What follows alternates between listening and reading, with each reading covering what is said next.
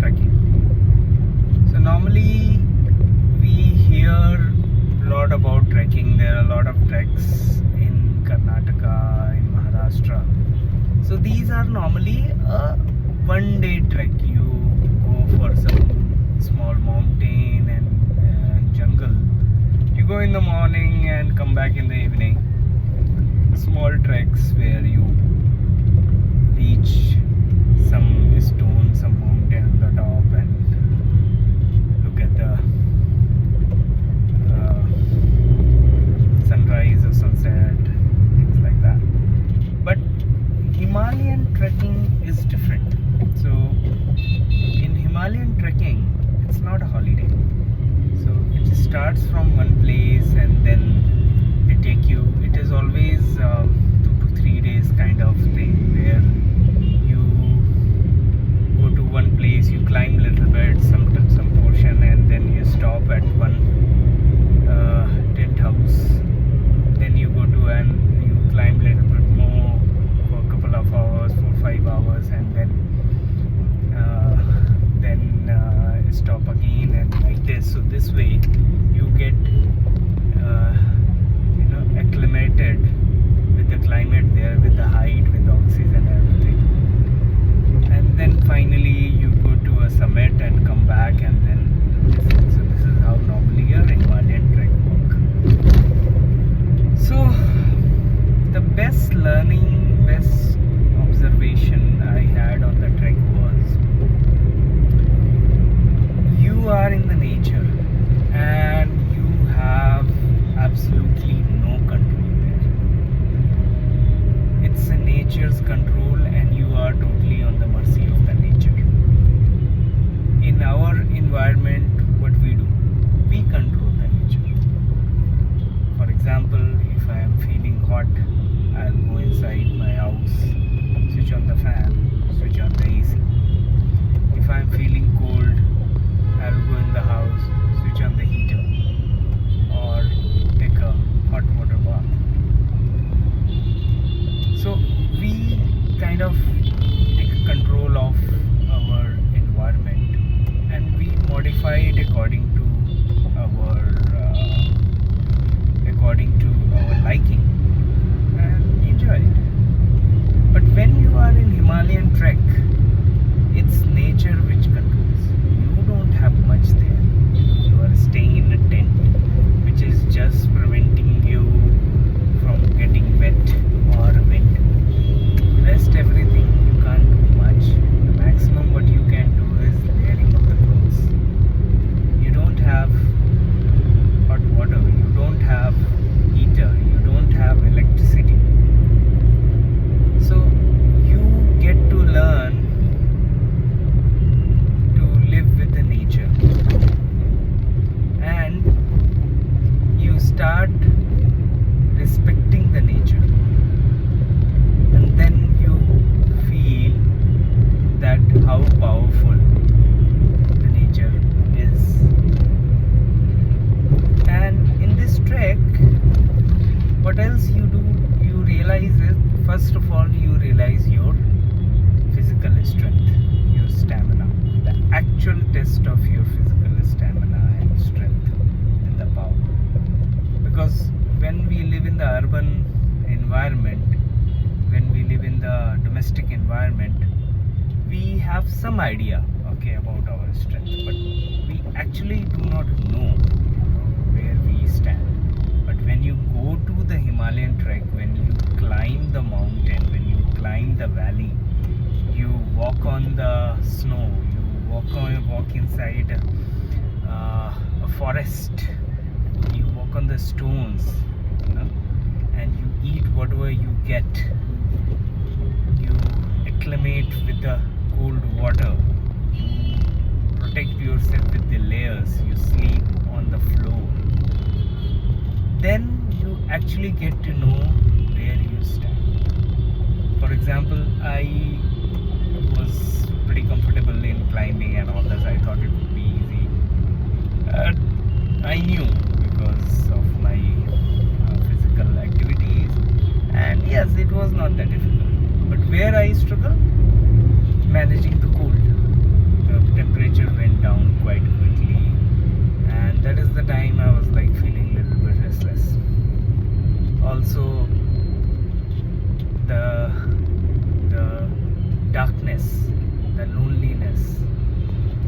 silence, because we always live in a city where everything is always chaotic. I felt for some time little uneasy, unsafe. So that is the realization. So it is good to know where you stand, that you are not in a confusion or in a misunderstanding about your physical stamina and strength. You get to know where you stand. The nature will test you. So that was one of the great realization. What else? When you are in the mountain, you start valuing the small things which we do not do in everyday basis. For example, we started valuing one piece of extra cloth. We started valuing the snacks. We started valuing the hot water. We started valuing the clean plates. We started valuing toothbrush and toothpaste because the water was too cold to brush our teeth. Started valuing the clean toilets, which normally we take it for the granted. So in the nature, when everything is controlled, everything is scarce because it's not easily available. There is no vehicle there to take stuff. So you start acknowledging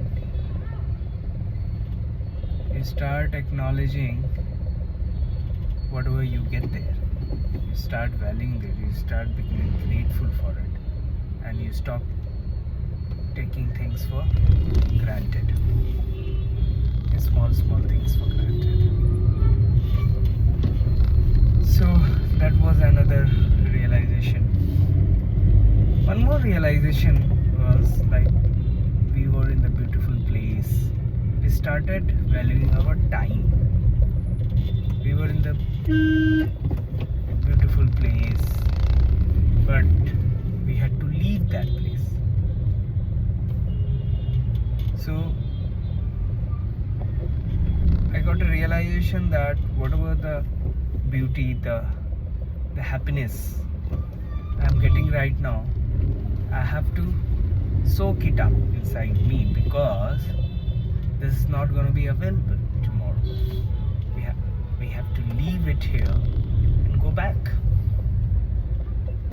So that is the time when we started valuing the things what we have got for a fixed amount of time, and then this gave that the happiness whatever we receive, we have to value it, take it, because it's not gonna last long. So that is another realization. One more thing I realized was our family, because that is where you don't have that. Yes, this trip was different. We had a group of 100 people. Most of the things were managed. There were people to take care of you. There were hired people to take care of you. There were professionals to take care of you. Plus these friends and whom we came along, we had created a very close bond with them. They were also there to take care of you. But still, you start missing your family, who have been taking care of you, and you've been taking them for granted. That is another big realization. So whomever I am meeting, I am kind of telling everybody that at least once you should go for a Himalayan trek. At least once. Because you never know not able to, because see, Himalayan trek is something which you can't push.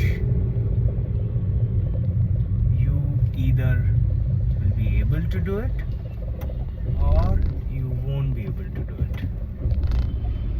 Okay, so it is not something you can push and do it.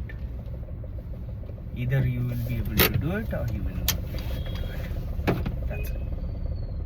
So till your body allows it, do it at least once.